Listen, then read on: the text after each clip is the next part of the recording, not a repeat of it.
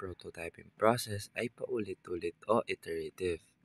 Nagsisimula tayo sa conceptualization, tapos design, pagkatapos ay gagawa ng prototype, kasunod nito ay testing at feedback, then i-refine hanggang makuha ang best solution. Key considerations: kapag gumawa ng ICT project, kailangan consider ang maintenance at updates, user experience, security, scalability, tamang technology stack, at maayos na documentation. Dumako naman tayo sa 5 dimensions of fidelity. Sinusukat ng prototype based sa 5 dimensions: behavior, look and feel, content, data, at interaction.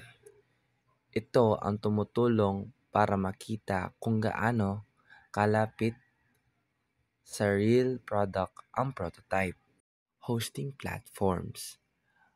Kung web-based project, mahalaga ang tamang hosting platform.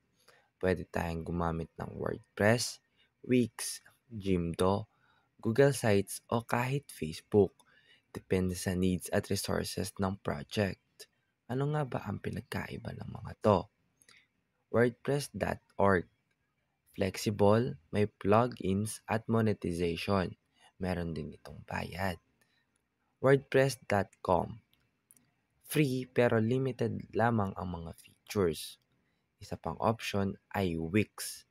Ito ay cloud-based platform kung saan pwede kang mag-build ng website gamit ang drag and drop features.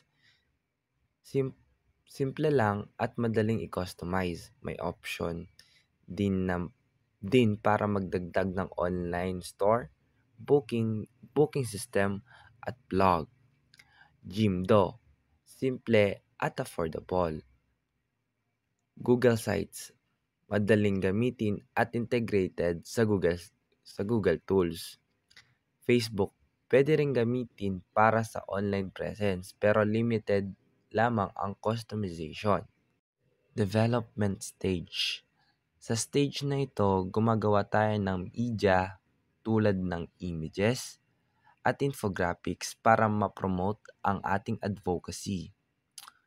Para makapagbigay awareness at marating ang ating target audience. Bilang pagtatapos, prototyping is essential. Nakakatulong ito mag-minimize ng risks, makatipid ng resources, at mapaganda ang quality ng final product sa pamamagitan ng clear vision, continuous testing at refinement. Mas nagiging possible na maging successful ang ating ICT project. Yun lamang. Thank you.